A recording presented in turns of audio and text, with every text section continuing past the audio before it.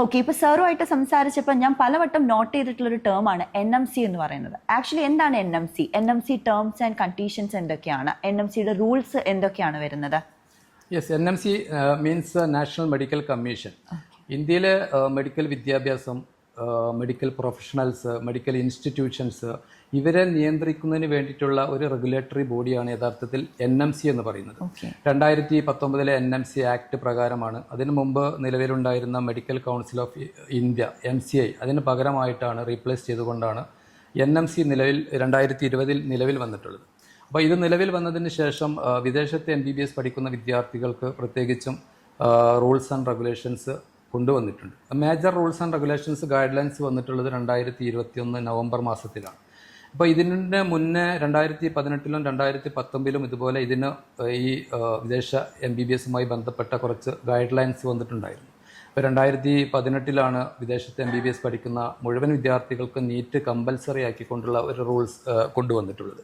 അതായത് വിദേശത്തെ MBBS പഠിച്ച് ഇന്ത്യയിൽ വന്നൊരു ഡോക്ടറായി പ്രാക്ടീസ് ചെയ്യണമെങ്കിൽ, അല്ലെങ്കിൽ ഇന്ത്യയിൽ വന്ന് നെക്സ്റ്റ് എക്സാം എഴുതണം എന്നുണ്ടെങ്കിൽ ആ സ്റ്റുഡൻറ്റ് തീർച്ചയായിട്ടും നീറ്റ് ക്വാളിഫൈ ആയിട്ട് ഉണ്ടായിരിക്കണം എന്നുള്ളൊരു നിയമം വന്നത്. ഇപ്പോൾ 2019 അതുപോലെ ഇപ്പോൾ നമ്മൾ ഏത് രാജ്യത്തേക്കാണോ MBBS പഠനത്തിന് വേണ്ടി പോകുന്നത് ആ രാജ്യത്ത് നമ്മൾ പഠിക്കുന്ന യൂണിവേഴ്സിറ്റി WHO ലിസ്റ്റിൽ ഉണ്ടായിരിക്കണമെന്ന ഒരു റൂൾസ് കൊണ്ടുവന്നിട്ടുള്ളത്. അപ്പോൾ അതിനു മുമ്പ് MCI അപ്രൂവ്ഡ് യൂണിവേഴ്സിറ്റീസ് എന്ന് പറഞ്ഞുകൊണ്ട് MCI ആയിരുന്ന സമയത്ത് വെബ്സൈറ്റിൽ ഒരു അപ്രൂവ്ഡ് യൂണിവേഴ്സിറ്റീൻ്റെ ഒരു ലിസ്റ്റ് ഉണ്ടായിരുന്നു. അപ്പോൾ അന്ന് വിദ്യാർത്ഥികളെ സംബന്ധിച്ചിടത്തോളം അന്ന് വിദ്യാർത്ഥികൾ ഈ അപ്രൂവ്ഡ് ലിസ്റ്റ് നോക്കിയിട്ട് ആ അപ്രൂവ്ഡ് ലിസ്റ്റിലുള്ള യൂണിവേഴ്സിറ്റികളിൽ മാത്രമേ വിദ്യാർത്ഥികൾക്ക് പഠിക്കാൻ സാധിക്കുമായിരുന്നുള്ളൂ. ഇന്നിപ്പോൾ NMC വന്നതിന് ശേഷം അങ്ങനെ ഒരു ലിസ്റ്റ് അവൈലബിൾ അല്ല. അതിന് പകരം ഈ WHO ലിസ്റ്റിൽപ്പെട്ട യൂണിവേഴ്സിറ്റികളെ ആയിരിക്കണം വിദ്യാർത്ഥികൾ പഠിക്കേണ്ടത് എന്ന് പറയുന്നുണ്ട്. അതുപോലെ ഇപ്പോൾ ഗൈഡ് ലൈൻസിൽ പറയുന്ന മറ്റൊരു കാര്യം എന്ന് പറയുന്നത് മീഡിയം ഓഫ് ഇൻസ്ട്രക്ഷൻ ആണ്. മീഡിയം ഓഫ് ഇൻസ്ട്രക്ഷൻ നിർബന്ധമായിട്ടും ഇംഗ്ലീഷ് മീഡിയത്തിലായിരിക്കണം വിദ്യാർത്ഥികൾ പഠിച്ചിരിക്കേണ്ടത് എന്ന് പറയുന്നുണ്ട്. കാരണം നമുക്കറിയാം ഇപ്പോൾ പല രാജ്യങ്ങളിലും പല രീതിയിലുള്ള പ്രോഗ്രാംസ് അവൈലബിൾ ആണ്. ഇപ്പോൾ ഉദാഹരണത്തിന് ചൈന, റഷ്യ പോലെയുള്ള കൺട്രികളിൽ ഇപ്പോൾ 3 തരം പ്രോഗ്രാംസ് അവൈലബിൾ ആണ്. ഒന്ന് ആ രാജ്യത്തെ ലോക്കൽ ലാംഗ്വേജുകളിൽ, അതായത് ചൈനീസ് അല്ലെങ്കിൽ റഷ്യൻ ലാംഗ്വേജുകളിൽ വിദ്യാർത്ഥികൾക്ക് വേണമെങ്കിൽ MBBS പഠനം പൂർത്തിയാക്കാം.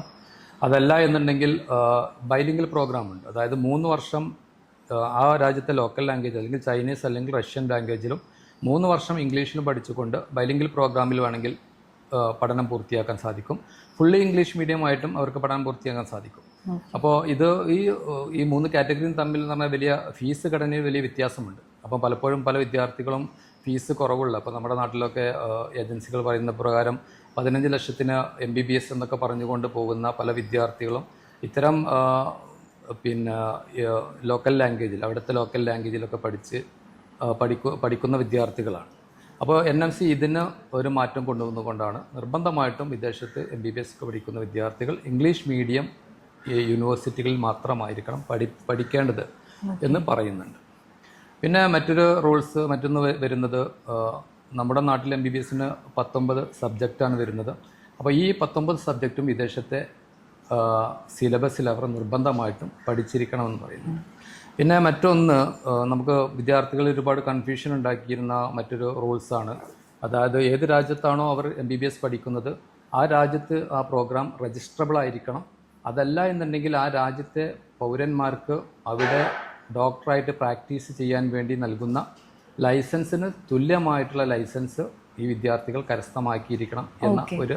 ഓക്കെ സാർ, ഇപ്പോൾ NMC റൂൾസിനെ കുറിച്ച് പറഞ്ഞപ്പോൾ ഞാനിപ്പോൾ ഓർക്കുന്നുണ്ട്, പ്രീവിയസ് ഇയേഴ്സിലൊക്കെ ഇപ്പോൾ സ്റ്റുഡൻസിന്റെ ഭാഗത്ത് നിന്ന് ഒരുപാട് പേര് ചോദിക്കാറുണ്ട്, ജോർജിയ എന്ന് പറയുമ്പോൾ മാം നമ്മളവിടെ 9 ഇയേഴ്സ് പഠിക്കണോ, അങ്ങനെ എന്തെങ്കിലും വരുന്നുണ്ടോ ജോർജിയയിൽ? ശരിക്കും 9 ഇയേഴ്സ് ആണോ NMCയുടെ റൂൾ പ്രകാരം ജോർജിയയിൽ സ്പെൻഡ് ചെയ്യേണ്ടത്? തീർച്ചയായിട്ടും നമ്മൾ ഇപ്പോൾ ഇതുമായി ബന്ധപ്പെട്ട് ഒരുപാട് യൂട്യൂബ് വീഡിയോസും കാര്യങ്ങളൊക്കെ വന്നിട്ടുണ്ടായിരുന്നു. വിദ്യാർത്ഥികൾ ഒരുപാട് കൺഫ്യൂഷൻ ഉണ്ടാക്കിയിട്ടുള്ള കാര്യമായിരുന്നു. പ്രത്യേകിച്ചും ജോർജിയയിൽ 9 വർഷം പഠിച്ചാൽ മാത്രമേ ഇങ്ങനെ ഒരു ലൈസൻസ് ലഭിക്കുകയുള്ളൂ, അതുകൊണ്ട് ജോർജിയൻ MBBS വാലിഡ് അല്ല എന്നൊക്കെ പറഞ്ഞുകൊണ്ട് ഒരുപാട് യൂട്യൂബ് വീഡിയോസും നമ്മൾ കണ്ടിട്ടുണ്ടായിരുന്നു. സത്യത്തിൽ ജോർജിയയിലെ റൂൾസ് ആൻഡ് റെഗുലേഷൻസ് പ്രകാരം അവിടെ 6 വർഷത്തെ MD എടുക്കുന്ന ഒരു വിദ്യാർത്ഥിയെ സംബന്ധിച്ചിടത്തോളം അവൻ ഏത് നാഷണാലിറ്റി ആണ് എന്നുണ്ടെങ്കിലും അവർക്ക് അവിടെ ജൂനിയർ ഡോക്ടറായിട്ട് പ്രാക്ടീസ് ചെയ്യുവാനുള്ള ലൈസൻസ് യോഗ്യത ലഭിക്കുന്നുണ്ട്. അതുപോലെ തന്നെ അവിടുത്തെ ഹെൽത്ത് മിനിസ്ട്രിയുടെ കീഴിലുള്ള റെഗുലേറ്ററി ബോഡിയിൽ ഇത് രജിസ്ട്രബിൾ ആണ്. അതുകൊണ്ട് ഒരു നിലക്കും കൺഫ്യൂഷൻ ആവേണ്ട ആവശ്യമില്ല. ഇപ്പോൾ ഈ 9 വർഷത്തെ കാര്യം എന്ന് പറയുന്നത് 6 വർഷം കഴിഞ്ഞിട്ട് PG എടുക്കാൻ ആഗ്രഹിക്കുന്ന വിദ്യാർത്ഥികൾക്ക് പിന്നെ അവിടെ 3 വർഷം കൂടി PG എടുത്താൽ മാത്രമേ ഇപ്പോൾ ആ രാജ്യത്ത് സ്വന്തമായിട്ടൊരു ക്ലിനിക്ക് സ്റ്റാർട്ട് ചെയ്യുന്നതിനോ അല്ലെങ്കിൽ സ്വന്തമായിട്ട് പ്രാക്ടീസ് ചെയ്യുന്നതിനോ ഒക്കെ സാധിക്കുകയുള്ളൂ. അതിന് വേണ്ടിയിട്ടാണ് ഈ +3 വർഷത്തെ കോഴ്സ് വേണമെന്ന് പറയുന്നു. ഓക്കെ, അപ്പോൾ സാർ പറഞ്ഞതനുസരിച്ച് ഇപ്പം നമ്മൾ നോർമലി ഇന്ത്യയിൽ നിന്ന് പോകുന്ന സ്റ്റുഡൻസിനെ സംബന്ധിച്ച് 6 ഇയർ കഴിഞ്ഞാൽ എന്ന് വെച്ചാൽ ജോർജിയ പോലത്തെ കൺട്രീസ് ഓപ്റ്റ് ചെയ്ത് കഴിഞ്ഞാൽ 6 കൊല്ലം കഴിഞ്ഞാൽ ആൾക്കൊരു നോർമൽ ഡോക്ടറെ പോലെ തിരിച്ച് ഇന്ത്യയിലേക്ക് വരാം. തീർച്ചയായിട്ടും ഒരു കൺഫ്യൂഷന്റെയും ആവശ്യമില്ല. നേരെ മറിച്ച് ആൾക്ക് അവിടെ സെറ്റിൽ ചെയ്യണം അല്ലെങ്കിൽ സ്വന്തമായിട്ടൊരു ക്ലിനിക്ക് സ്റ്റാർട്ട് ചെയ്യണമെങ്കിലാണ് ആൾ അവിടുത്തെ PGയും കൂടെ ചെയ്യേണ്ടതായിട്ടുള്ളൂ. ഓക്കെ, അത് എനിക്ക് തോന്നുന്നു ഒരുപാട് സ്റ്റുഡൻസിന്റെ ഒരു ഡൗട്ടാണ്, എന്തുകൊണ്ടാണ് ഈ 9 ഇയർ എന്ന് പറയുന്നത്. അതുകൊണ്ട് പോലും ഒരു ഫസ്റ്റ് സ്റ്റെപ്പ് വെക്കാതെ മടിക്കുന്ന ഒരുപാട് സ്റ്റുഡൻസ് നമ്മുടെ ഇടയിലുണ്ട്. അവരെ സംബന്ധിച്ചിട്ട് അവർക്ക് ഒരു ക്ലാരിഫിക്കേഷൻ കൊടുക്കുക എന്നുള്ളത് നമ്മുടെ ഒരു ഉത്തരവാദിത്വമാണ്. ഇത് നമ്മൾ ആലോചിക്കേണ്ട കാര്യമാണ്. ഇപ്പോൾ NMC ഇത്തരം റൂൾസ് ആൻഡ് റെഗുലേഷൻസ് കൊണ്ടുവരുന്നത് ഇപ്പോൾ വിദേശത്ത് MBBS പഠിക്കുന്ന വിദ്യാർത്ഥികളുടെ ക്വാളിറ്റി ഉറപ്പുവരുത്തുക എന്നുള്ള കാര്യം കൊണ്ടാണ്. യഥാർത്ഥത്തിൽ NMCയുടെ ഡ്യൂട്ടി എന്ന് പറയുന്നത് അതാണ്. മെഡിക്കൽ വിദ്യാഭ്യാസത്തിൽ ക്വാളിറ്റി ഉറപ്പുവരുത്തുക എന്നുള്ളതാണ് NMC രൂപീകരിച്ചത് തന്നെ അതിനു വേണ്ടിയിട്ടാണ്. അപ്പോൾ NMC ഇങ്ങനെ ഗൈഡ്ലൈൻസ് കൊണ്ടുവന്നത് ഇപ്പം നമുക്കറിയാം, ഒരുപാട് രാജ്യങ്ങളിലേക്ക് 100 കണക്കിന് യൂണിവേഴ്സിറ്റികളിലേക്ക് വിദ്യാർത്ഥികൾ പഠിക്കാൻ പോകുന്നുണ്ട്. പല സ്റ്റാൻഡേർഡിലുള്ള യൂണിവേഴ്സിറ്റികൾ ഇവിടെ വരുന്നുണ്ട്. അപ്പോൾ ഇവിടെ നിന്നും പഠനം കഴിഞ്ഞ് വരുന്ന വിദ്യാർത്ഥികൾക്ക് മിനിമം ക്വാളിറ്റി ഉറപ്പുവരുത്തുക എന്നുള്ള രീതിയിലാണ് ഇത്തരം ഗൈഡ് ലൈൻസും കാര്യങ്ങളൊക്കെ കൊണ്ടുവന്നിട്ടുള്ളത്. അതൊരിക്കലും അതൊക്കെ വിദ്യാർത്ഥികളുടെ ബെനിഫിറ്റ്സിന് വേണ്ടിയിട്ട് തന്നെയാണ് തീർച്ചയായിട്ടും MNC ഇങ്ങനെ റൂൾസും കാര്യങ്ങളൊക്കെ കൊണ്ടുവന്നിട്ടുള്ളത്. ഇനിയിപ്പോൾ നമുക്കറിയാം നെക്സ്റ്റ് ഈ റൂൾസിൽ പറയുന്ന ഒരു കാര്യമെന്ന് പറയുന്നത്, നിർബന്ധമായിട്ടും ഈ വിദ്യാർത്ഥികൾ വിദേശത്ത് MBBS പഠിക്കുന്ന വിദ്യാർത്ഥികൾ നിർബന്ധമായിട്ടും നാട്ടിൽ 12 മാസത്തെ കമ്പൽസറി ഇന്റേൺഷിപ്പ് ചെയ്തിരിക്കണമെന്ന് പറയുന്നുണ്ട്. അപ്പോൾ ഇവിടെയും അതിനൊരു എക്സ്പ്ലനറ്ററി നോട്ടായിക്കൊണ്ട് പിന്നീട് വന്ന, അതായത് എനിക്ക് തോന്നുന്നത് മാർച്ച് 2020 വന്ന ഒരു സർക്കുലറിൽ ഇതുമായി ബന്ധപ്പെട്ട് മറ്റു ചില കാര്യങ്ങൾ കൂടി പറയുന്നുണ്ട്. അതായത് വിദേശത്ത് നിന്ന് വന്ന് നാട്ടിൽ ഇന്റേൺഷിപ്പിന് അപ്ലൈ ചെയ്യുന്ന വിദ്യാർത്ഥികളെ സംബന്ധിച്ചിടത്തോളം NMC അംഗീകരിച്ചിട്ടുള്ള ഏതൊരു മെഡിക്കൽ കോളേജ് അല്ലെങ്കിൽ അതുമായി അഫിലിയേറ്റ് ചെയ്ത ഹോസ്പിറ്റലുകളിൽ അവർക്ക് ഇതുപോലെ ഇന്റേൺഷിപ്പ് ചെയ്യാനുള്ള യോഗ്യതയുണ്ട്. മാത്രമല്ല ഒന്നുകൂടി വ്യക്തമായിട്ട് NMC പറയുന്നുണ്ട്, ഇത്തരം മെഡിക്കൽ കോളേജുകളിൽ ഇന്റേൺഷിപ്പിന് പോകുന്ന വിദ്യാർത്ഥികളെ സംബന്ധിച്ചിടത്തോളം അവരിൽ നിന്ന് യാതൊരുവിധ ഫീസും ഈടാക്കാൻ പാടില്ല. മാത്രമല്ല ഇന്ത്യൻ MBBS എടുത്ത വിദ്യാർത്ഥികൾക്ക് നൽകുന്ന സ്റ്റൈപ്പൻഡും ആനുകൂല്യങ്ങളും അതുപോലെയുള്ള മറ്റ് ഫെസിലിറ്റീസും ഈ വിദ്യാർത്ഥികൾക്ക് കൂടി അനുവദിക്കണമെന്നും കൂടി പറയുന്നുണ്ട്. അപ്പം വിദ്യാർത്ഥികളുടെ ബെനിഫിറ്റ്സ് കൂടി നോക്കിയിട്ടാണ് NMC ഇത്തരം കാര്യങ്ങളൊക്കെ കൊണ്ടുവന്നിട്ടുള്ളത്. അതുപോലെ വേറെ 1-2 കാര്യങ്ങൾ കൂടി ഇതിൽ പറയുന്നുണ്ട് ഈ ഗൈഡ് ലൈൻസിൽ. ഇപ്പോൾ ഒന്ന് ട്രാൻസ്ഫറുമായി ബന്ധപ്പെട്ടിട്ടാണ്. അപ്പം പുതിയ റൂൾസ് പ്രകാരം ഒരു യൂണിവേഴ്സിറ്റിയിൽ നിന്ന് മറ്റൊരു യൂണിവേഴ്സിറ്റിയിലേക്കോ ഒരു രാജ്യത്തു നിന്നും മറ്റൊരു രാജ്യത്തേക്കോ ട്രാൻസ്ഫർ അനുവദനീയമല്ല. അപ്പോൾ ഒരു വിദ്യാർത്ഥി എവിടെയാണോ അഡ്മിഷൻ എടുത്തിരിക്കുന്നത്, ഏത് യൂണിവേഴ്സിറ്റിയിലാണോ അഡ്മിഷൻ എടുത്തിരിക്കുന്നത്, ആ യൂണിവേഴ്സിറ്റിയിൽ തന്നെ നിർബന്ധമായിട്ടും പഠനം പൂർത്തീകരിക്കേണ്ടതായിട്ടുണ്ട്. പിന്നെ മറ്റൊരു കാര്യം പറയുന്നത് ഈ 10 വർഷത്തിനുള്ളിൽ പഠനം പൂർത്തീകരിക്കണം എന്ന് പറയുന്നുണ്ട്. ടോട്ടൽ MBBS കോഴ്സ് 10 വർഷത്തിനുള്ളിൽ പൂർത്തീകരിക്കണം എന്ന് പറയുന്നുണ്ട്. അതുപോലെ തന്നെ ഇത് ആർക്കൊക്കെ ബാധകമല്ല എന്നുകൂടി ഈ ഒരു ഗൈഡ് ലൈൻസിൽ പറയുന്നുണ്ട്. ഇപ്പോൾ 2021 നവംബർ 18-ാം തീയതിയാണ് ഈ റൂള് പ്രാബല്യത്തിൽ വരുന്നത്.